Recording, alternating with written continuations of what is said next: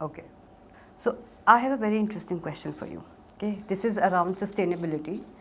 So traditionally, metrics like FIFO, fish in, fish out, and FFTR were used to assess sustainability. But now there's a shift towards LCA, life cycle assessment. What is the awareness level of LCA in India, and how do you believe that India at this stage will be able to cope up with these standards and metrics? Yeah. See, I have studied in detail FIFO and other measurements which they were using the calculation the metrics. See, they might be outdated.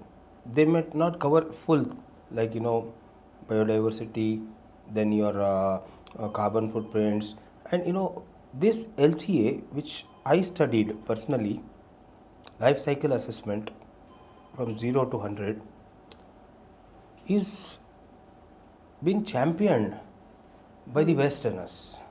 It was born in 70s in US. Further, it was fully developed in Europe. And I also happened to learn about how they calculate for carbon footprints. I wanted to justify in my article with insect meal and the fish meal from the waste. So here, which I found out was, see, currently, to be frank, India doesn't have any technology. It is not prepared, but we are seeing that they championed it last 50 years. Now they are making it a global standard. So it is not that whatever they did, whatever they have. I can give you some examples. In US, they allow GMO. So yeah, Genetically GMO seed. modified. In India, they do not allow. When you are looking into it, India is on the right path. US thinks otherwise. They think volumes, productivity. When you compare that, we cannot compete it. Second thing, vice versa, we are also championed in some things like we have gobar gas, the gas made from the cow dung. They do not know that. We are not forcing on them to include it or add it. Then we also make cow dung as a biomass to as use it as a firewood for cooking. They do not do it. We have certain unique things which we have to tell them that we will complement it with your championed LCA. It is not that they cannot force on us. It will take time. When they took 50 years to champion, we may need 5 years, 10 years. That angle has to be looked in, and it has to be discussed in detail. And the government of India has to use their standards to complement our own standards. And we should tell them that we do have this. We will prove our carbon footprint from this.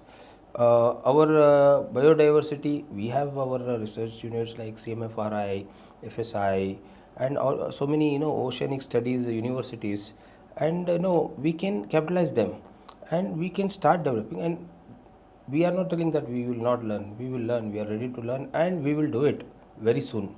So LCA, these measurements, like even when you see in traceability,